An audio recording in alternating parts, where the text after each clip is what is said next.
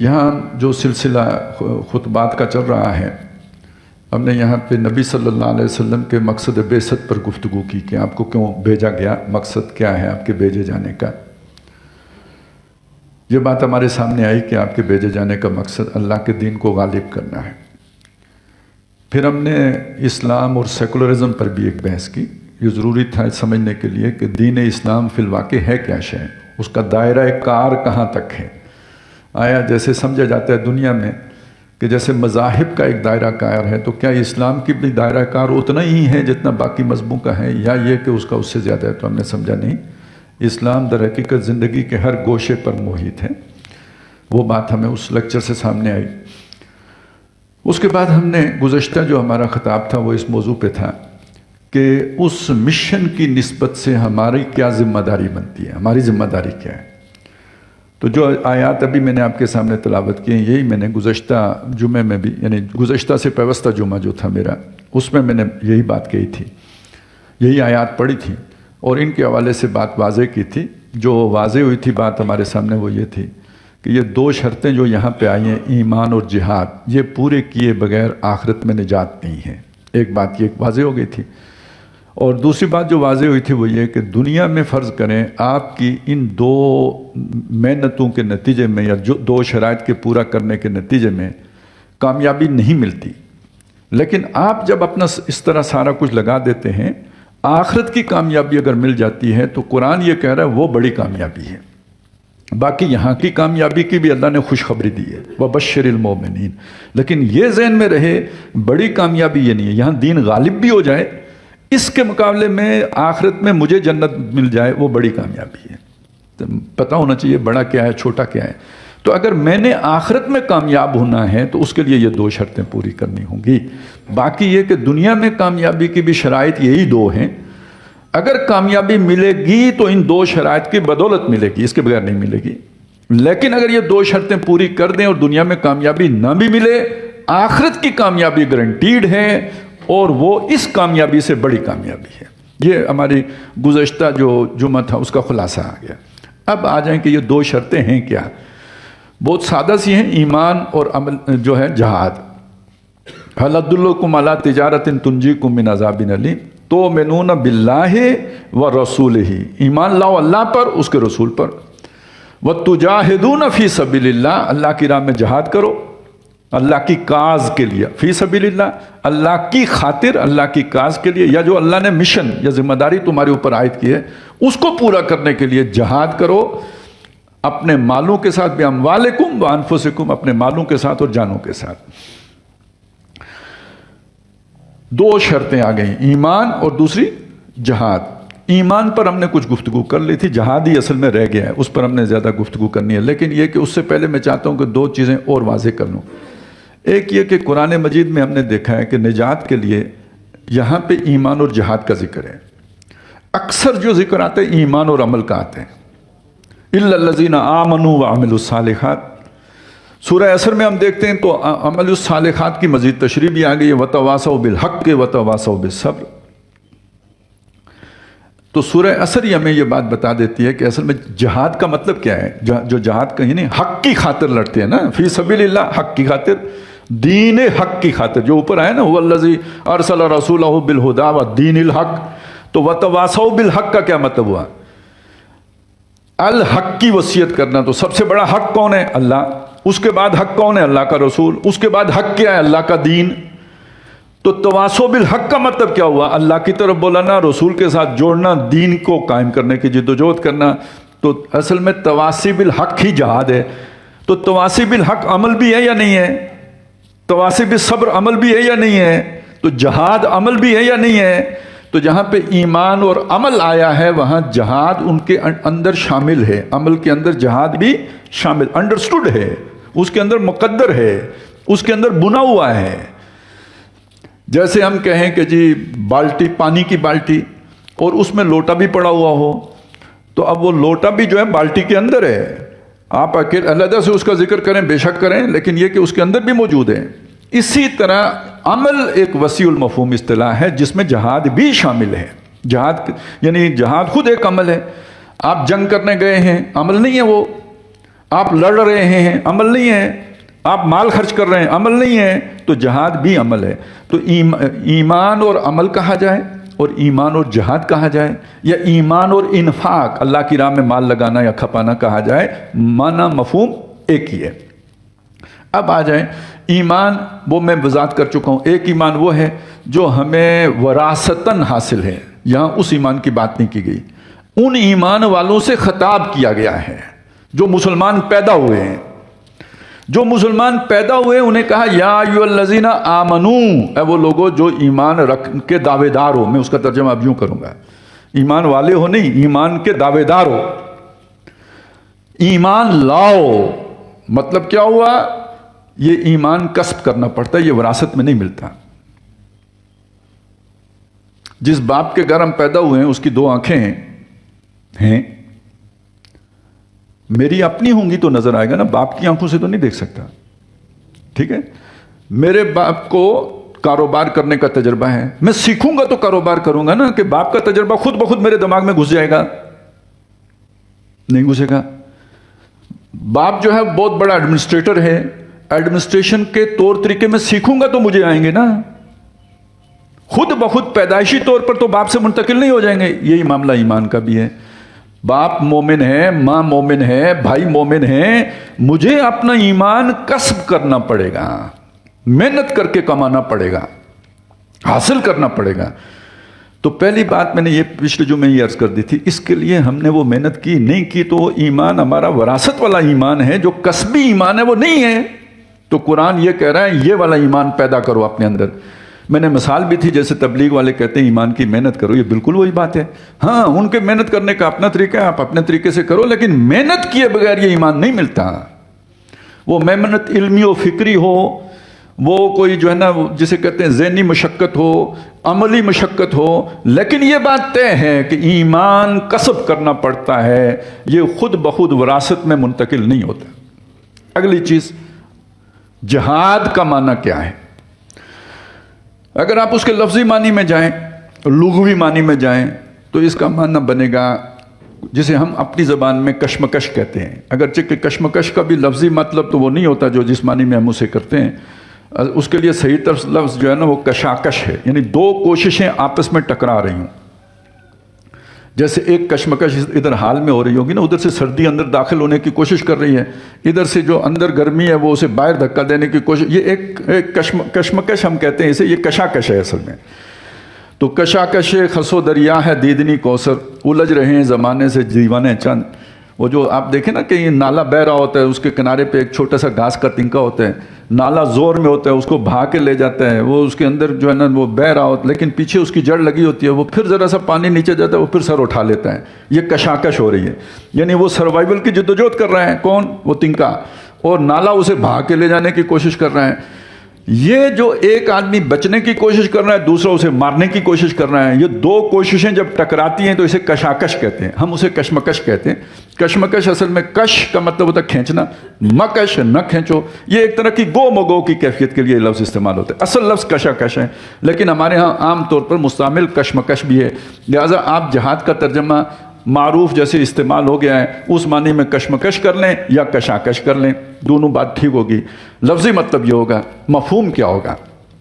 مفہوم در حقیقت اس کا ہے، آپ یہ چند الفاظ کے جوڑے میں استعمال کر رہا ہوں آپ کو سمجھانے کے لیے، وہ اپنے ذہن میں رکھ لیجئے۔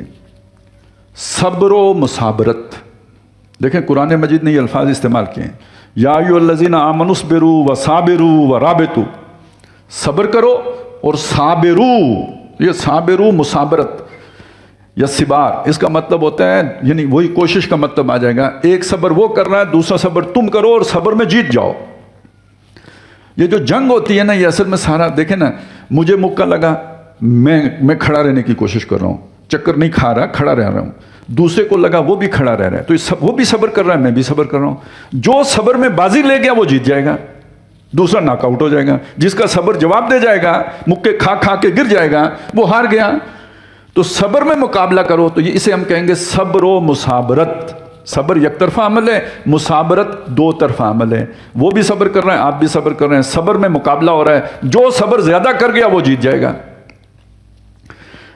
اسی کے ساتھ جوڑ لیجئے ایک جوڑا اور، اور وہ ہے استقامت اور استقلال. استقلال وہی کھڑے رہنا، جرت بہادری کے ساتھ کھڑے رہنا، اور استقامت اس کا مطلب بھی قائم سے یہ بنا استقامت، یعنی پورے جذبے اور اپنی ول پاور کے ساتھ مداومت اختیار کرنا، دوام اختیار کرنا، یعنی بیچ میں وقفے سے نہیں، مطلب مستقل مزاجی سے وہ کام کرتے چلے جانا، اس کو استقامت کہتے ہیں. اب یہ لفظ بھی آیا ہے، ان الذین قالوا ربنا اللہ ثم استقاموا، جن لوگوں نے کہا ہمارا رب اللہ ہے، پھر اس پہ ڈٹ گئے، جم گئے، استقامت کا مظاہرہ کیا. تتنزل علیہم الملائکۃ الا تخافوا. اب اس استقامت کے اندر سارا جہاد آ گیا ہے، اسی لیے آگے آتے ہیں ان پر فرشتے اترتے ہیں. یعنی ایک لفظ آیا ہے استقامت کا، دین کا سارا عملی تصور اس ایک لفظ کے اندر آ گیا، استقامت. تو اس لیے یہاں میں جہاد کی جگہ پہ سمجھانے کے لیے جو دوسرا لفظ آپ کے لیے لے کے آیا ہوں صبر و مصابرت کے بعد، وہ استقلال و استقامت ہے. اور تیسرا لفظ ہے ایثار و قربانی. قرآن مجید میں اس ایثار کا ذکر آیا ہے. یہ مدینے والے ہیں، یہاں پہلے رہتے تھے. یہ مکے والے ہیں، اپنا گھر بار سارا کچھ قربان کر کے یہاں آ گئے ہیں، کتنی بڑی قربانی دے کے آئے ہیں. اور ان کو دیکھو کتنی بڑی قربانی دے رہے ہیں کہ اپنے گھر ان مہاجروں کے لیے خالی کر رہے ہیں. آپ سمجھ سکتے ہیں نا، ہمیں مقبوضہ کشمیر والوں سے بہت محبت ہے، لیکن یہ کہ اگر وہ یہاں آ جائیں تو اپنا کوئی کمرہ خالی کر کے دینا کوئی آسان کام ہے؟ نعرے لگانا تو بہت آسان کام ہے، اپنا گھر آدھا خالی کر کے دینا کتنا مشکل کام ہے. مدینہ والوں نے یہ کیا یا نہیں کیا؟ یؤثرون علی انفسہم ولو کان بہم خصاصہ، اپنے اوپر ان کو ترجیح دیتے ہیں خواہ خود ضرورت مندی کیوں نہ ہو.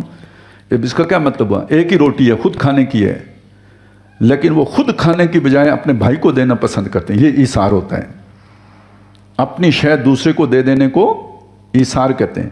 یعنی ایک شے میری وہ ہے جو فالتو ہے، میں نے 4 روٹیاں کھا لی، 2 ویسے پڑی ہوئی ہیں، کسی اور کو ڈالنی، کتے کو ڈالنی تھی، کوئی مانگنے آ گیا میں نے اس کو دے دی. یہ ایثار نہیں ہے. ایثار یہ ہے کہ میرے پاس روٹیاں ہی 2 ہیں، وہ میں نے اپنی ضرورت کے لیے ہیں، لیکن یہ کہ میں نے خود کھانے کے بجائے کسی اور کو دے دی، یہ ایثار ہے.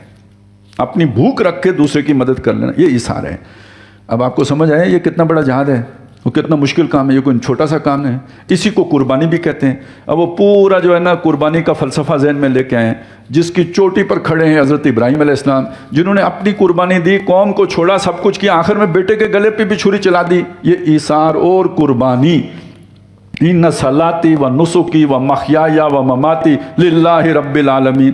یہ جو میں نے الفاظ استعمال کیے ہیں مختلف آپ کے سامنے اس لیے رکھے ہیں، یہ جہاد کا پورا تصور آپ کے سامنے آ جائے. اب آپ اپنے ذہن میں کشاکش اور کشمکش کو بھی رکھیں، اور یہ صبر و مصابرت کو بھی رکھیں، استقلال اور استقامت کو بھی رکھیں، اور ایثار اور قربانی کو بھی رکھیں. ان سب کے مجموعے کا نام جہاد ہے. اور فی سبیل اللہ کا مطلب کیا ہے؟ دیکھیں، یہ سارا کچھ جو ابھی میں نے بیان کیا، یہ کسی ملک کو آزاد کرنے کے لیے بھی کرنا پڑتا ہے. ایک نیشنلسٹ اگر کشمیر کو آزاد کرانا چاہیے، سارا کام کرنا پڑے گا یا نہیں کرنا پڑے گا؟ قوم پرست کرنا پڑے گا. ابھی یوکرین والوں کو روس سے بچنے کے لیے یہ سارا کچھ کرنا پڑ رہا ہے یا نہیں کرنا پڑ رہا ہے؟ کرنا پڑے گا.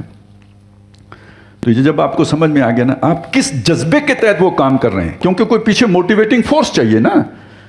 جس مقصد کے لیے کر رہے ہوتے ہیں وہ گویا ہوتا ہے اس کی کاز. یہ سب کیوں کرو؟ فی سبیل اللہ کرو، اللہ کی رضا کے لیے کرو، اللہ کے مشن کے لیے کرو، اللہ کو راضی کرنے کے لیے کرو، اللہ کے حکم کی تابعداری میں کرو، اللہ کے وہ جو دنیا کا پلان ہے، اللہ کا منصوبہ ہے جو جس کے لیے اس نے رسول بھیجا، اس کو پورا کرنے کے لیے کرو. یہ فی سبیل اللہ ہو جائے گا. اپنی خواہش پوری کرنے کے لیے کرو گے، مطلب ہو سکتا ہے نا یہ کام پیسے لے کے کیا جائے تو ہم اسے کیا کہیں گے؟ فی سبیل البطن. کوئی شخص یہ کام کرتا ہے کہ وہ ادھر حسن ہے، ہم شادی کروں گے تو وہ فی سبیل الفرج ہو جائے گا. کوئی شخص یہ کام کرتا ہے آزادی کے لیے، فی سبیل الحریہ ہو جائے گا، جذبہ حریت. اور کوئی یہ کام کرتا ہے اللہ کو راضی کرنے کے لیے تو وہ فی سبیل اللہ ہو جائے گا. کوئی یہ کام کرتا ہے امریکہ کی خاطر، فی سبیل الامریکہ ہو جائے گا. کوئی یہ کام اپنے وطن کے لیے کرتا ہے، فی سبیل الوطن ہو جائے گا. اب سمجھ میں آئی ہے فی سبیل اللہ والی اصطلاح بھی؟ کلیئر؟ اب آ جائیں اس چیز کی طرف کہ یہ جو جہاد فی سبیل اللہ ہے، یہ کب فی سبیل اللہ بنے گا؟ جب اللہ کے بتائے ہوئے مقصد کی خاطر ہوگا. اور وہ مقصد کیا ہے؟ اوپر آ گیا، اللہ نے رسول کو بھیجا، انہیں الہدا دے کے بھیجا، دین حق دے کے بھیجا، تاکہ وہ رسول صلی اللہ علیہ وسلم اس دین حق کو پورے نظام زندگی پر غالب کر دیں. یہاں پہ یہ آیا ہے. سورہ بقرہ میں کیا آیا؟ قاتلوہم، ان سے لڑو، ان مشرکوں سے جنگ کرو، جہاد کرو، حتی لا تکون فتنۃ، جب تک کہ ان کا فتنہ فرو نہ ہو جائے، ختم نہ ہو جائے. فتنہ کیا ہے؟ اللہ کے آرڈر میں کسی دوسرے کا آرڈر نافذ ہونا فتنہ ہے، فساد ہے. عدل، انصاف، جسٹس اللہ کے حکم میں ہے. انسان جب احکام بنائیں گے لازماً ظلم ہوگا، فتنہ ہوگا، فساد ہوگا. تو ان کا فتنہ ختم ہو جائے، ابو جہل لوگوں کی طاقت ختم ہو جائے اور اس کی جگہ پہ اللہ کا دین قائم ہو جائے. قاتلوہم حتی لا تکون فتنۃ ویکون الدین کلہ للہ، کل کا کل اللہ کا ہو جائے. یعنی زندگی کا کوئی گوشہ اللہ کے دین سے باہر نہ رہے. سب زندگی کے پہلو، حصے، زندگی کے مختلف جو جیتے ہیں، سب کے سب اللہ کے احکام کے تابع آ جائیں. اس وقت تک آپ نے یہ جہاد جاری رکھنا ہے. اب آپ کو جہاد کا مقصد معلوم ہوا، فی سبیل اللہ کا مطلب معلوم ہوا، اللہ کا دین غالب کرنا. اب اپنی زیادتیاں نوٹ کریں. اگر آپ وراثتی مسلمان ہیں تو یہ مشن آپ کو یاد نہیں رہے گا. ایک فرق ہوگا، ایک شخص قوم پرست بنتا ہے نسل کی بنیاد پر، ایک شخص قوم پرست بنتا ہے علاقے کی بنیاد پر. دیکھیں نسل کی بنیاد پر قوم پرستی کیا ہوگی؟ میں راجپوت ہوں، اس بنیاد پر قوم پرست بن گیا ہوں، یہ نسل کی بنیاد ہوگی نا. عباسی ہوں، سدن ہوں، یہ نسل کی بنیاد ہے. یا دنیا کے اعتبار سے جرمن، جاپان، افغان، ایران، توران، یہ سارا نسل کی بنیاد پر ہوگا. دوسری علاقے کی بنیاد ہوگی. رنگ بھی ہوتا ہے، آپ کو پتہ ہے رنگ بھی بنیاد بنتا ہے، زبان بھی بنیاد بنتی ہے. ایک زبان بولنے والے بھی قوم بن جاتے ہیں. اور ایک ہوتا ہے علاقہ. جیسے میرا تیرا رشتہ کیا، ناطہ کیا، وہ کشمیر ہم سب کا وغیرہ کوئی نعرہ بنا لیں تو اب یہ کشمیر نے سب کو جوڑ لیا نا. یہ بھی قوم بننے، یعنی کشمیری ہیں ہم، کشمیر میں رہتے ہیں، ہم ایک قوم ہیں. کسی زمانے میں اقبال نے کہا تھا نا کہ سارے جہاں سے اچھا ہندوستان ہمارا. تو یہ بھی ایک جذبہ ہوتا ہے آدمی کے اندر. تو اگر یہ جو قوم پرستی کا جذبہ جو ہوتا ہے نا، یہ دنیا میں معروف قومیں، یعنی قوم ان چیزوں سے بنتی ہے جو میں نے آپ کو گنوا دی ہیں. اس میں اضافہ کر لیں. ہم کہتے ہیں نظریے کی بنیاد پر بھی قوم بنتی ہے، لیکن وہ نظریہ ہی وراثتی ہو، نظریہ آپ نے کسب نہ کیا ہو، وراثتی ہو، تو اس قوم میں اور باقی قوموں میں فرق کوئی نہیں ہوگا. یہ بنے گی نظریے کی بنیاد پر. یعنی ہم جو دو قومی نظریہ جس کا ڈنڈورا پیٹتے ہیں، وہ دو قومی نظریہ کیا ہے؟ یہ ہندو ہے، میں مسلمان ہوں. کیوں؟ وہ ہندو کے گھر پیدا ہوا، میں مسلمانوں کے گھر پیدا ہوا. یہ مسلمان ہونے کی وجہ سے میں نمازیں پڑھنا شروع کر دوں گا؟ نہیں. یہ مسلمان ہونے کی وجہ سے میں سچ بولنا شروع کر دوں گا؟ نہیں. یہ مسلمان ہونے کی وجہ سے میں ظلم چھوڑ دوں گا؟ نہیں. جیسے ہندو ظلم کر رہا ہوگا، جھوٹ بول رہا ہوگا اپنے قوم کے مفاد کی خاطر، ایسے ہی ایک مسلمان بھی اپنے قومی مفاد کی خاطر ہر حربہ استعمال کر رہا ہوگا. اور ہم کرتے ہیں کہ نہیں کرتے؟ آپ کو مسلمان بنانے والی شے، با کردار مسلمان بنانے والی شے، یہ وراثت میں ملا ہوئی مسلمانی نہیں ہے، وہ خود سے کسب کی ہوئی مسلمانی ہے. تو اب آپ سمجھیں، میں نے پانچویں چیز کا اضافہ کر دیا. دنیا میں 4 بنیادوں پر قومیں بنتی ہیں: رنگ، نسل، زبان، علاقہ. میں نے اس میں 5ویں شامل کر دی کہ وہ ہم مسلک لوگ بھی وہ پیٹی بھائی یا پیر بھائی ٹائپ ایک شے بن جاتے ہیں، اور یہ سب سے زیادہ مضبوط رشتہ ہوتا ہے. ایک ہوں مسلم حرم کی پاسبانی کے لیے نیل کے ساحل سے لے کے تابا خاں کے کاشغر، ہوں یا نہ ہوں، بہرحال یہ کہ ایک خواہش تو ہوتی ہے کہ ہو جائیں. تو یہ ایک 5ویں بنیاد ہے. اسلام ان 5 بنیادوں کی بات نہیں کر رہا، وہ کہہ رہا ہے ایمان کی بنیاد پر. تؤمنون باللہ ورسولہ. تو ایمان کی بنیاد پر جب ہوگا تو پھر کردار ایمان کے مطابق ہوتا ہے.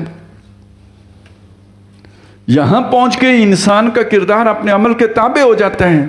تو یہ بات سمجھ لیجئے کہ یہ در حقیقت ہم سے جس پہلے جہاد کا تقاضا، پتہ ہے کیا بنتا ہے؟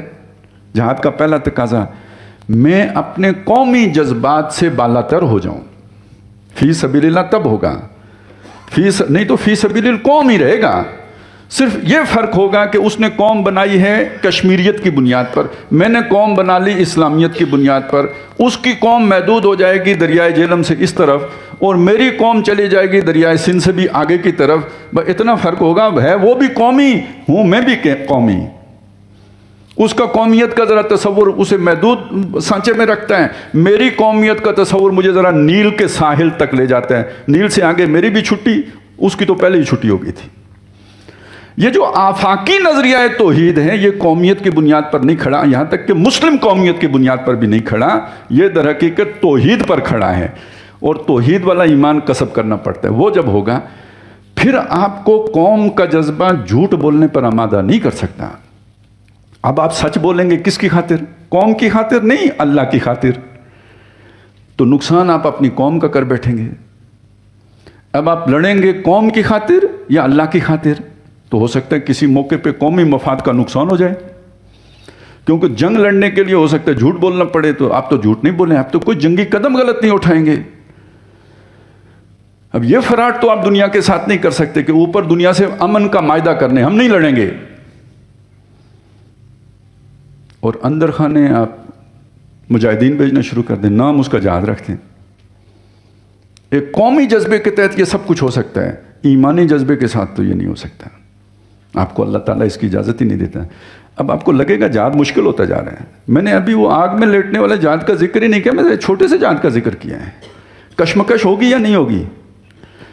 وہ قومی جذبہ کھینچے گا بولو جھوٹ، ایمانی جذبہ کہے گا نہیں سچ بولو، نقصان ہوتا ہے تو ہو۔ اب مجھے آپ بتائیں محمد رسول اللہ صلی اللہ علیہ وسلم نے کس جذبے کے تحت یہ ساری جنگیں لڑیں؟ ایک تو مقصد کیا ہے، قوم ہے یا اللہ کا مشن ہے، اور دوسرا جہاں پہ چیلنج آیا ہے، جہاں پر کوئی ایسا جو ہے نا سامنے سے کوئی سوال اٹھا ہے کہ ایک طرف اپنی جو بھی جماعت ہے یا اجتماعیت ہے اس کا مفاد ہے، ایک طرف یہ کہ اللہ کے دین کا تقاضا ہے، ترجیح کس کو دی ہے؟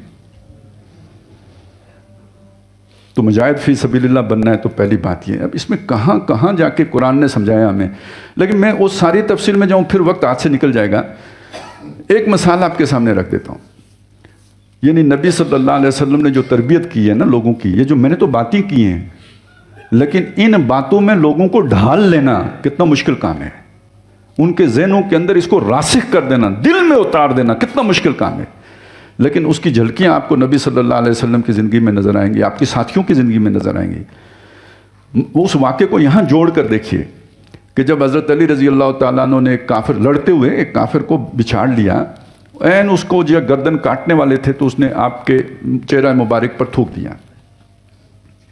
اب دیکھیں دو جذبات آ گئے نا، ایک اللہ کی خاطر کر رہے تھے، ایک تھوکنا کسی کو کتنا نفرت پیدا کرتے ہیں، تو رد عمل بھی پیدا ہو گیا۔ جو ہی یہ کشمکش پیدا ہوئی، اندر ہی ہوئی ہوگی، سیکنڈ لگے، آپ نے اسے چھوڑ دیا۔ وہ حیران ہو گیا، اس نے پوچھا، ظاہر ہے حیرت تو اسے ہوئی کہ میں تو مرنے والا تھا بچ گیا، اس نے پوچھا آپ نے کیوں مجھے چھوڑ دیا اس طرح جو قابو کرنے کے بعد؟ تو آپ نے فرمایا میں تمہیں صرف اللہ کی رضا کے لیے قتل کر رہا تھا، تم نے جب تھوکا تو میرے اندر غصہ پیدا ہوا، اب اس کے اندر وہ ملاوٹ ہو گئی نا، خلوص ختم ہو گیا، تو خالص نیت نہیں رہی، تو میں نے تمہیں چھوڑ دیا۔ کوئی سمجھ آئی؟ ادھر جوڑ کے دیکھیں نا۔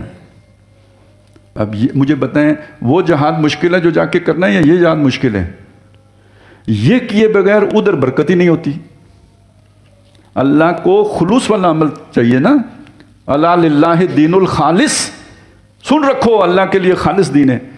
تو اگر اس میں ملاوٹ ہو جائے، دو جذبے مکس ہو جائیں، تو اللہ اگر قبول نہیں کرتا، تو آپ سوچیں ہمارے عمل کے اندر کیسے برکت پیدا ہوگی جب تک کہ ہم اپنے اندر یہ والا تزکیہ اپنی فکر کا، اپنی سوچ کا، اپنے مقاصد کا نہیں کریں گے۔ تو اب فی سبیل اللہ کے ساتھ آپ کو اس کی سمجھ آ جانی چاہیے۔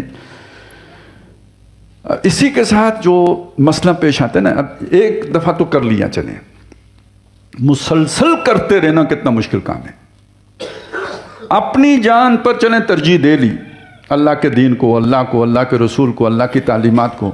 کبھی کبھی مسئلہ تو یہ بھی پیش آ سکتا ہے نا کہ بھائی کا مسئلہ پیش آ گیا، بیٹے کا مسئلہ پیش آ گیا، ماں کا مسئلہ پیش آ گیا، اور مشکل ہو جائے گا یا نہیں مشکل ہو جائے گا؟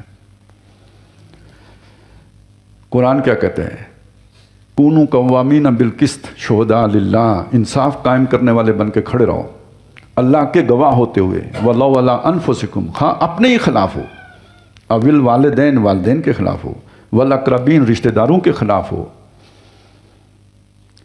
ان یکن غنیًا او فقیرا، دیکھیں اللہ نے کیسے کیسے بتایا، وہ جس کے خلاف آپ جا رہے ہیں نا، یا جس کی رائے کے خلاف آپ فیصلہ کر رہے ہیں، یا جس کو نقصان پہنچانے لگے ہیں اپنے اس فیصلے سے، وہ غنی ہو تب بھی تم نے اس کی پرواہ نہیں کرنی، اللہ کی پرواہ کرنی ہے، اور اگر فقیر ہو تب بھی اللہ کی پرواہ کرنی ہے۔ کیوں؟ فقیر پر بعض اوقات رحم دلی آ جاتی ہے نا، نرمی، کہ اس کا تو پہلے ہی ستیہ ناس ہے، یہ سوا ستیہ ناس ہو جائے گا، تو کہیں اللہ کے دین کے معاملے میں نرمی بھی رکاوٹ نہ بنے۔ وہ غنی ہو تو اس کا تعلقات، انفلوئنس، تو وہ کہیں بااثر آدمی ہے تو اس کے جو بھی اثر ہے اس کے ڈر کی وجہ سے، یا یہ کہ تعلقات کی خرابی کے ڈر کی وجہ سے، وہ بھی نہیں ہونا چاہیے۔ اللہ کو سامنے رکھنا چاہیے، اس حد تک جاؤ۔ ان یکن غنیًا او فقیرا واللہ اولیٰ بہما، اللہ زیادہ حقدار ہے کہ اس کا لحاظ کرو، رشتہ داروں کا لحاظ نہ کرو، والدین کا لحاظ نہ کرو، اپنے بھائی بندوں کا لحاظ نہ کرو، کسی غنی کا لحاظ نہ کرو، کسی فقیر کا لحاظ نہ کرو، اللہ کا لحاظ کرو کہ وہ زیادہ حقدار ہے۔ یہ تقاضا۔ اسی طرح وَلَا يَجْرِمَنَّكُمْ شَنَآنُ قَوْمٍ عَلَىٰ أَلَّا تَعْدِلُوا، کسی قوم کی دشمنی تمہیں اس بات پر آمادہ نہ کر دے، نفرت، بغض اس بات پر آمادہ نہ کر دے تم عدل کا دامن ہاتھ سے چھوڑ دو۔ اعدلوا، عدل سے کام لو، دشمنوں کے خلاف بھی عدل سے کام لو۔ ہوا اقرب للتقویٰ، یہ جو عدل ہے نا یہ تقویٰ کے قریب ہے۔ یہ داڑھی کے سائز سے تقویٰ نہیں ناپا جا سکتا، تراش خراش آپ کی وضاقتہ بود باد اس سے نہیں تقویٰ کا پتہ لگتا ہے، تقویٰ کا پتہ یہاں لگتا ہے، آپ کے فیصلوں سے لگتا ہے، آپ کے معاملات سے لگتا ہے۔ وہ اقرب للتقویٰ، یہ تقویٰ سے زیادہ قریب ہے۔ یہ وہ جہاد ہے جو لڑنے والے جہاد سے زیادہ مشکل جہاد ہے۔ شروع مکے میں 13 سال جو محمد رسول اللہ صلی اللہ علیہ وسلم نے جہاد کیا وہ یہی ہے نا۔ اس کو لوگ غار حرا کے ساتھ جوڑ دیں، بھائی غار حرا میں نبی صلی اللہ علیہ وسلم وحی سے پہلے جایا کرتے تھے، وحی کے بعد تو غار حرا میں نہیں گئے، ہاں میدان میں رہے ہیں، اور وہاں پہ صبر و مصابرت کے مظاہر ہوتے رہے۔ قرآن سارا مکی جو ہے صبر صبر صبر صبر، وَاصْبِرْ عَلَىٰ مَا یقولون، جو کچھ کہتے ہیں اس پر صبر کرے، اور وَاصْبِرْ جو ہے نا نَفْسَکَ مَعَ الَّذِينَ يَدْعُونَ رَبَّهُمْ بِالْغَدَاءِ، اپنے آپ کو روک کے رکھو ان لوگوں کے ساتھ جو صبح و شام اپنے رب کو یاد رکھتے ہیں۔ صبر آپ کو بار بار ملے گا۔ وَاهْجُرْهُمْ هَجْرًا جَمِيلًا، وَاهْجُرْهُمْ هَجْرًا جَمِيلًا، وَاصْبِرْ عَلَىٰ مَا يَقُولُونَ وَاهْجُرْهُمْ هَجْرًا جَمِيلًا۔ یہ سارا جو آپ کو نظر آ رہا ہے یہ مکی قرآن میں ہے۔ مدینے میں بھی صبر ہے لیکن وہاں صبر ڈبل ہے، وہاں صابرو ہے، وہ بھی صبر کر رہے ہیں، تم بھی صبر کرو۔ اب وہ اس صبر نے جنگ کی صورت اختیار کر لی ہے۔ تو پہلا مرحلہ در حقیقت یہ ہے اپنے نفسانی خواہشات کو قابو میں رکھنے کے لیے کوشش کرنا۔ نفس چاہے گا آپ کو اپنے مفادات کا اسیر بنائے، اپنی خواہشات کے تابع کرے۔ ان النفس لامارۃ بالسوء، اور وہ نہن نفس عن الہوا، اس نفس کو یہ خواہش کرنے سے کہ وہ برائی کی طرف آپ کو لے کے جائے، آپ نے روکنا ہے۔ وہ کوشش کرے گا برائی کی طرف لے کے جائے، آپ نے کوشش کرنی ہے حق پہ کھڑے رہنے کی۔ جو میں نے آپ کا موقف مبنی بر حق ہو، سچائی پر کھڑا ہو، اصول پر کھڑا ہو، مفادات پر نہ کھڑا ہو، نہ اپنے نہ اپنی قوم کے نہ اپنے طبقے کے، حق پر کھڑا ہو۔ تو نفس آپ کو ادھر لے کے جائے گا۔ نفس اکیلا نہیں ہے، اس نفس کو جو اس کی خواہش ہے اس کو تقویت آپ کا ساری سوسائٹی سے بھی مل رہی ہوگی، کیونکہ یہ جو آپ نے موقف اختیار کیا نا یہ تو آپ نے کسب کیا ہے، یہ آپ کی کمائی ہے۔ یہ کمائی آپ کے معاشرے میں سب نے تو نہیں کی، آپ کے رشتہ داروں کی سوچ ہو رہے ہیں، آپ کی برادری کی سوچ ہو رہے ہیں، آپ کی قوم کی کنبے قبیلے کی سوچ ہو رہے ہیں، وہ ان کی سوچ آپ کی نفسانی خواہش کے مطابق ہے۔ تو وہ جو معاشرے کا پریشر آئے گا وہ نفس کے حق میں آئے گا، آپ کی سوچ کے خلاف آئے گا۔ یعنی جو آپ کے وہ نفس میں نا، آپ کے گھر والے بھی وہی کہہ رہے ہوں گے۔ آپ کہتے ہیں میں نے حرام نہیں کمانا، اور جو میری چھوٹی موٹی تنخواہ ہے اسی پہ گزارا کرنا ہے۔ اس سے پہلے فرض کریں آپ اوپر کی کمائی کھا رہے تھے تو آپ کا گھر بھی بہت اچھا چل رہا تھا، آپ کی جو ہے نا معاشرے میں حیثیت بھی تھی، اسٹیٹس بھی تھا۔ اب آپ کہتے ہیں نہیں کٹ ڈاؤن، تو سب سے پہلے گھر والوں نے نہیں کہنا دماغ خراب ہو گیا اس کا؟ تو وہ سارے سسرالی بھی اور آگے پیچھے برادری والے بھی، کزن بھی، سب مل کے سمجھانے نہیں آئیں گے آپ کو، اور جو وہ سمجھا رہے ہوں گے وہ خود آپ کی خواہش بھی نہیں ہوگی۔ اب آپ کو دو روخی لڑائی ہو گئی یا نہیں؟ آپ نے اپنے ساتھ بھی لڑنا ہے، اور یہ جو معاشرے کا پریشر آ رہا ہے اس کو بھی سسٹین کرنا ہے۔ اب سب مسافرت کا سمجھ آیا، استقامت کا سمجھ آیا، استقلال کا سمجھ آیا، اور آگے چلیں۔ صرف یہی دو طاقتیں ہی تو نہیں ہیں، ایک اور طاقت بھی ہے جو اس نفس کو پھونکے مارتی ہے۔ یہ پھونکے مارنے کا کیا مطلب ہوتا ہے؟ پمپ کرنا۔ یہ جو ٹائر کی ہوا ختم ہو جاتی ہے، وہ پرانا سائیکل یاد ہے؟ پمپ کرتے تھے نا، اس طرح پمپ کر کے اس میں ہوا بھرتے تھے، یعنی پھونک بھرنا۔ میرے نفس میں پھونک کون بھرے گا؟ شیطان۔ وہ خود ہی بہت بڑی بلا ہے، لیکن یہ کہ اس کے سپورٹر ایک تو پوری سوسائٹی ہے، اور ساتھ اس کے آ کے شیطان بھی اپنی تھوتنی لگا کے، نوزل، تھوتنی مطلب نوزل لگا کے پمپ کرنا شروع کر دیتے ہیں، تو اس کی طاقت میں تو کئی گنا اضافہ ہو جاتا ہے۔ یہ جہاد در حقیقت اپنی شخصیت کو پختہ کرنے کے لیے کرنا پڑتا ہے۔ ایک میچورڈ پرسنالٹی، ایک ایسی شخصیت جو اپنی ریڑھ کی ہڈی پر کھڑی ہو، سہارے کی ضرورت اسے نہ ہو۔ اگر یہ نہیں تو منافقت آئے گی، کیونکہ جو سہارے کی تلاش میں ہوتا ہے جب اس پہ پریشر آتا ہے وہ دھڑام سے گرتا ہے۔ اسی کو تو نفاق کہتے ہیں، مشکل وقت میں پیٹھ موڑ لینے کو ہی تو نفاق کہتے ہیں۔ قرآن مجید نے منافقین کی یہ بس بیان کیا ہے کہ یکسبون کل صیحۃ علیہم، ہر مصیبت جو کہیں بھی پیدا ہوتی ہے وہ سمجھتے ہیں یہ وبال ہم پر آ رہا ہے۔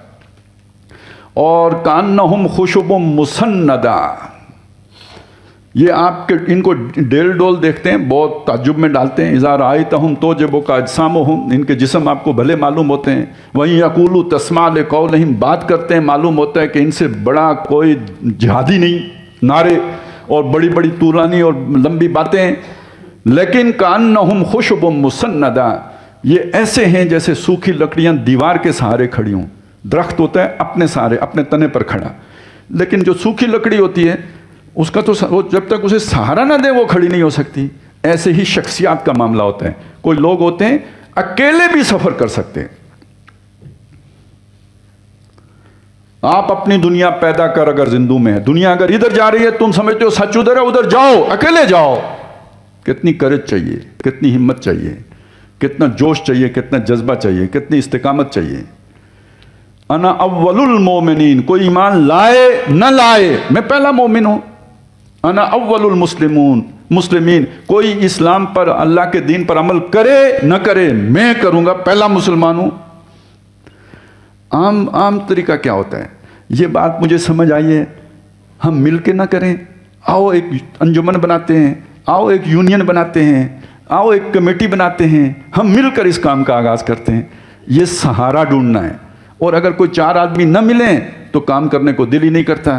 کریں 2 سال میں اگر وہ 20 25 100 200 نہ ہوں پھر دل ٹوٹ جاتا ہے، لیکن وہ شخص کہ میں نے تو چلنا ہے، کوئی اور چلے یا نہ چلے۔ انی وجہت وجہی للذی فطر السماوات والارض حنیفا وما انا من المشرکین، یہ جو چیز ہوتی ہے نا، یہ ایک پختہ شخصیت، ایک پختہ ارادے والے آدمی کی بات ہوتی ہے۔ مضبوط ارادہ رکھنے والا آدمی وہ یہ بات کرتا ہے۔ اس سارے عمل کے نتیجے میں وہ جو میں نے پہلے بیان کیا، یہ جو نفس، معاشرے کا دباؤ اور اس کے ساتھ شیطان، ان تینوں کا مقابلہ کر کے انسان کے اندر وہ پختگی پیدا ہوتی ہے کہ وہ اکیلا بھی فیصلہ کر سکتا ہے۔ مومن ہے تو بے تیغ بھی لڑتا ہے سپاہی، اکیلا بھی لڑے گا، بے تیغ بھی لڑے گا۔ شرط یہ ہے، یہ پہلے ان منازل سے گزراؤ۔ یہ پہلی سطح کا جہاد ہے۔ دوسری سطح کا جہاد کیا ہے؟ ایک شریف آدمی، معقول آدمی کسی بے وقوف آدمی سے الجھنا پسند نہیں کرتا ہے۔ کہتے ہیں یہ دماغ کا دہی بناتا ہے، لسی بنا، کوئی کہتا ہے لسی بناتا ہے، کوئی کہتا ہے دہی بناتا ہے، اور یہ کہ بھینس کے آگے بین بجانے کا کیا فائدہ۔ یہ ساری باتیں ہم کیوں کرتے ہیں؟ اس لیے کرتے ہیں کہ جب آپ کو کوئی ناسمجھ آدمی ٹکر جائے تو اس سے جان چھوڑانا لازم ہے۔ اب آپ دیکھیں کہ ایک آدمی کو ایک ایسی بات کی سمجھ آ گئی ہے جو کسی اور کو آئی نہیں، مطلب وہ کہتا ہے میں تو اب اپنا چہرہ اللہ کی طرف موڑتا ہوں۔ جس معاشرے میں وہ یہ بات کہہ رہا ہے کوئی ایک بھی اس کی بات ماننے کے لیے تیار نہیں ہے۔ ابراہیم علیہ السلام نے کہا تھا نا، کوئی ماننے والا ہے ارد گرد اور کوئی بھی نہیں۔ جب نکلے تو ساتھ کون نکلا تھا؟ وہ بھی کئی سال کی محنت کے بعد جو ساتھ نکلے کون؟ ایک بھتیجا لوط علیہ السلام۔ ایک بیوی بچہ تو تھا کوئی نہیں، اولاد تھی نہیں، یہ بندے ہجرت کر کے آ رہے ہیں، کسی اور نے نہیں مانی. تو جب آپ اگینسٹ دا اسٹریم، جدھر لوگ چل رہے ہیں اس کے مخالف سمت میں چلتے ہیں، تو مجادلہ، مباحثہ، مناظرہ، جو گفتگو یہ ہوگی یا نہیں ہوگی، آرگومنٹ. تو دل کرتا ہے کسی کے منہ ہی نہ لگوں، بیٹھا رہوں یوں ہی تصور جانا کیے ہوئے. دل ڈھونڈتا ہے وہی فرصت کے رات دن بیٹھا رہوں یوں ہی تصور. اللہ سے لو لگاؤ، جو میرا ہے جس کی طرف میں مڑ گیا ہوں بس اسی کا ہو کے رہ جاؤں. یہ مخلوق کے ساتھ منہ ماری کرنے کا فائدہ کیا؟ سارے جذبات مقدر ہو جاتے ہیں، دل میں تقدر آ جاتا ہے، پھر اللہ سے وہ جس لو لگانے کا جو وہ بھی مان پڑ جاتا ہے. لوگوں کی طرف جانے کا کوئی فائدہ نہیں. اب یہاں بھی یہ بھی ایک خواہش ہے جو آپ کے نفس نے پیدا کی ہے.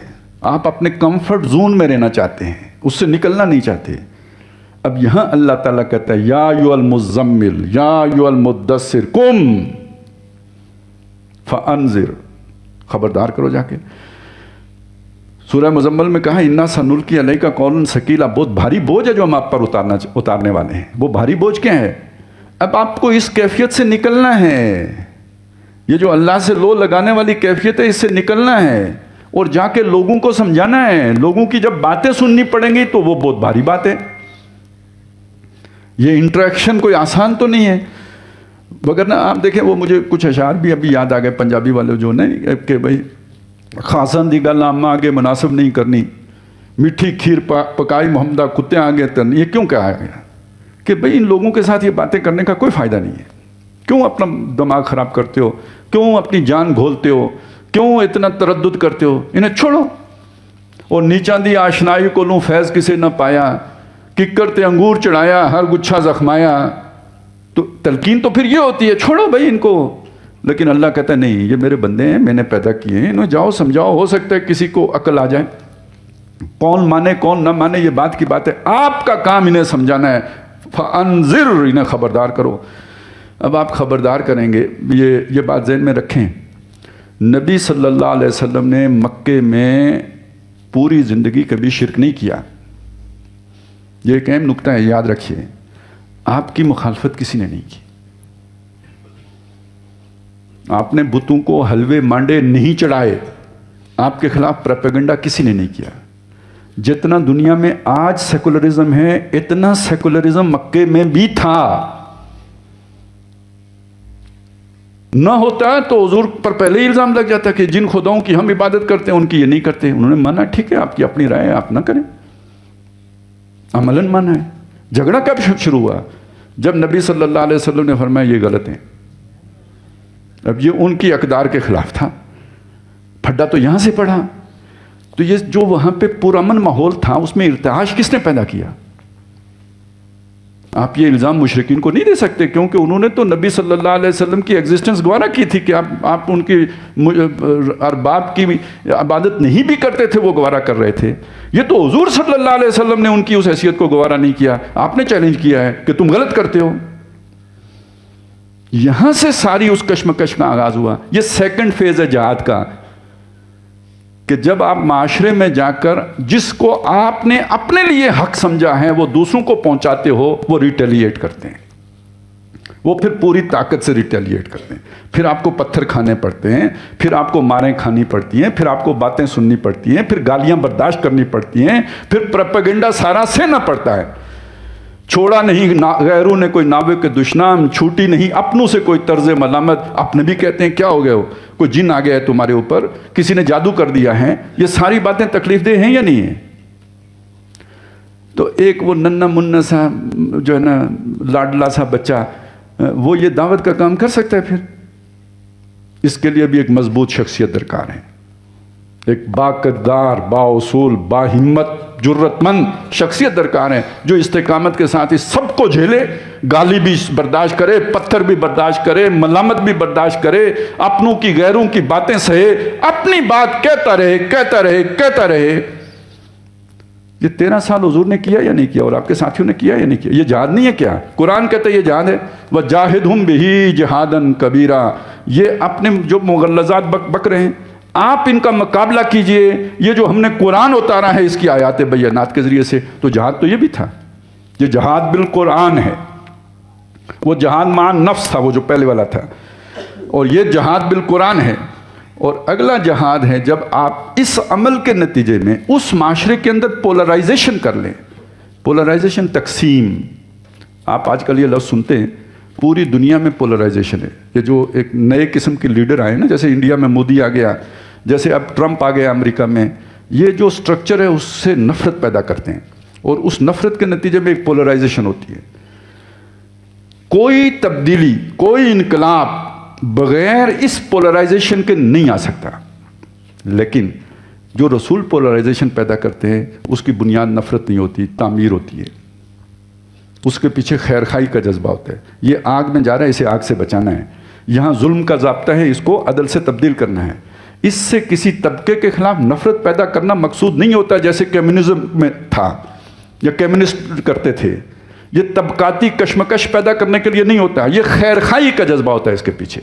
اس کے پاس زیادہ ہے، اللہ کا دیا ہوا ہے، لیکن وہ اسے خرچ اس طرح کرے جیسے اللہ نے بتایا ہے، تاکہ وہ آخرت میں فلاح پا جائے۔ پیچھے جذبہ یہ ہے، اس کا مال چھیننے کا جذبہ نہیں ہوتا، اس کی حیثیت چھیننے کا جذبہ نہیں ہوتا، اس کا مقام و مرتبہ چھین کر اسے ذلیل کرنے کا جذبہ نہیں ہوتا۔ یہ کمیونسٹوں کا ترا امتیاز تھا۔ اللہ کے رسولوں کا طریقہ نہیں ہے، ان کا طریقہ یہ ہے، فرعون تمہارے پاس یہ سب کچھ ہے، لیکن یہ کہ تم اللہ کی مانو، اے نمرود تم اپنا رب خدا کو مانو۔ یہ نہیں کہ تم اترو میں بیٹھوں گا، یہ مسئلہ نہیں ہے، تمہارا ہمارا مقابلہ۔ ہاں، اگر تم اس کی نہیں مانو گے تو میرا تمہارا جھگڑا ہے، اس کے مقابلے میں کھڑے ہوگے تو اصل میں پھر تمہارے مقابلے میں آؤں گا۔ تو یہ اس چیز کو سمجھ لیجئے، پولرائزیشن اس طور پر بھی ہوتی ہے، یعنی نفرت کے جذبے کے تحت بھی ہوتی ہے، اور پولرائزیشن اس خیر خواہی کے جذبے کے نتیجے میں بھی ہوتی ہے۔ فرق کیا ہوتا ہے؟ جب آپ دعوت لے کے کھڑے ہوتے ہیں نفرت کی بنیاد پر، معاشرے کا نیگیٹو جو مائنڈ کا طبقہ ہے وہ آپ کے ساتھ آ کے جڑنا لگتا ہے، جو پہلے ہی سے ان طبقات سے نفرت رکھتا ہے، وہ کہتے ہیں ہاں تیری آواز مکے مدینے، وہ ایسے نفرت کرنے والے لیڈر کے گرد جمع ہو جاتے ہیں، یہ سارے فسادی ہوتے ہیں۔ جبکہ آپ اگر اس خیر خواہی کے جذبے کے تحت دعوت دیتے ہیں جیسے نبیوں اور رسولوں نے دی، تو معاشرے کا شریف طبقہ، نیک لوگ، اچھے چلن کے لوگ، کردار کے لوگ آپ کے ساتھ جڑتے ہیں۔ کوئی ابو بکر جیسے آئیں گے، عمر جیسے آئیں گے، عثمان جیسے آئیں گے رضی اللہ تعالیٰ عنہم اجمعین۔ اس پولرائزیشن پہلی صورت میں بھی ہے، پولرائزیشن دوسری صورت میں بھی ہے، لیکن دوسری صورت میں آپ کے ساتھ اچھے لوگ جڑتے ہیں، پہلی صورت میں آپ کے ساتھ برے لوگ جڑتے ہیں۔ لہذا تبدیلی بھی اگر آئے گی، پہلی صورت میں بری تبدیلی آئے گی، معاشرے کو ڈسٹرکٹ کر تباہ کر دے گی، برباد کر دے گی، جیسے کہ روس میں ہوا۔ اور اگر وہ نیک لوگ آپ کے ساتھ جڑے ہیں تو معاشرے کی تعمیر کر دے گی، جیسے مکے میں ہوا۔ یہ دو مثالیں آپ کے سامنے، بالکل اس کا تقابل کر کے دیکھیے۔ تو پولرائزیشن لازمی ہے۔ اس پولرائزیشن کے نتیجے میں جب تک آپ کمزور ہیں تو مسابرت کون سی ہے؟ سہنے والی، برداشت کرنے والی، جھیلنے والی۔ استقامت کا مطلب کیا ہے؟ ماریں کھاؤ لیکن اپنی بات کہتے رہو، آگ پہ لیٹو لیکن اپنی بات سے پیچھے نہ ہٹو، تپتی ریت پہ لٹایا جائے جھیلو مگر اللہ خد کہتے رہو، یہ استقامت ہے۔ لیکن جب آپ کے پاس اتنی طاقت آ جائے، ایک دو کے مقابلے میں، وہ خیر ایک دو کی بات میرے زبان پہ آ گئی، اصل میں آج کل ایک بحث چلی ہے، وہ جو حماس والا مسئلہ ہے نا، اس میں کہ بھئی وہ انہوں نے پنگا کیوں لیا تھا، تو وہ ایک الگ اس میں جو 2-3 دلیلیں دی گئی ہیں۔ ایک یہ کہ بھئی ان کی تیاری نہیں تھی تو کیوں لیا، اتنے بچے مارے گئے، 15,000 بچہ مارا گیا، تو کم یہ فرض تب ہوتا ہے جب آپ 1 اور 2 کی وہ ہو۔ تو یہ تھوڑی سی میں وضاحت اس کی کر دوں، بھئی تیاری اگر نہیں تھی تو سارے مارے جاتے نا، کوئی تو تیاری تھی کہ سارے نہیں مارے گئے۔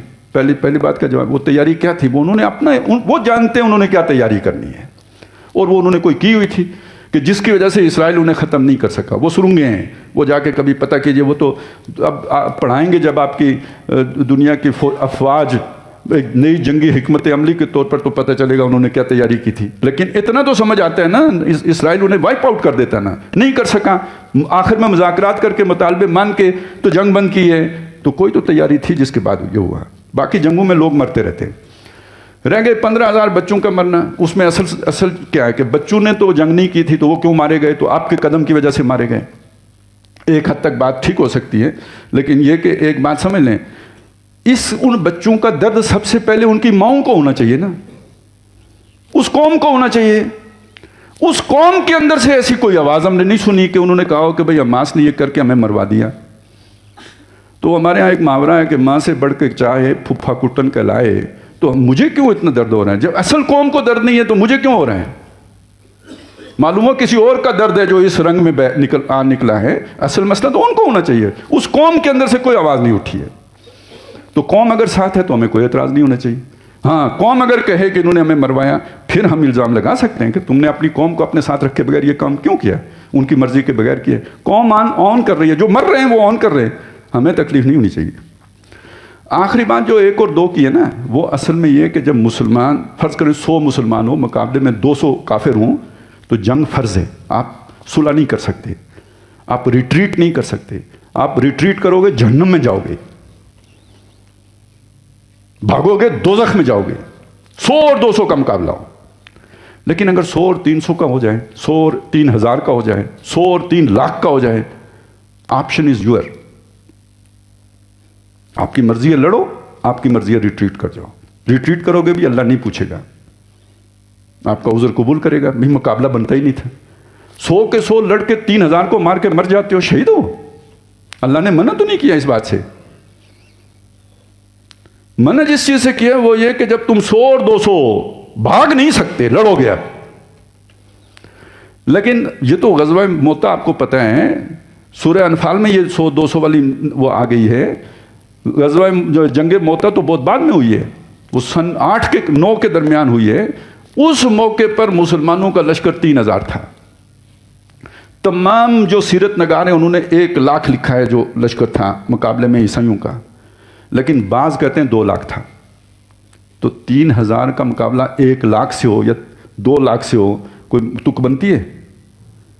تو اگر یہی اصول جو آپ بیان فرما رہے ہیں 1 اور 2 پر جو ہے نا وہ اس کے بغیر حرام ہے، تو پھر وہ حرام کا ارتکاب کر رہے تھے جو ان سے لڑ رہے تھے۔ میری بات سمجھ میں آئی ہے نا؟ تو مسئلہ یہ نہیں ہے کہ 200 سے زیادہ ہو جائیں تو آپ پر لڑنا حرام ہو جاتا ہے۔ مسئلہ یہ ہے کہ اس کے بعد آپ کا آپشن ہوتے ہیں، آپ چاہیں تو لڑیں، چاہیں تو نہ لڑیں۔ وہاں پہ 3 امیر یک کے بعد دیگرے شہید ہو گئے، انہوں نے پہلا آپشن اختیار کیا لڑنے کا، اس کے بعد خالد بن ولید امیر بنے اور انہوں نے ریٹریٹ کا آپشن اختیار کیا۔ دونوں کا عمل ٹھیک ہے۔ جو پہلے گئے وہ بھی شہید، جو نکال کے لے کے آئے، بلکہ مدینے والوں نے ان پر مٹی پھینکی ہے کہ کیوں واپس آ گئے، مرنا چاہیے تھا وہاں پہ۔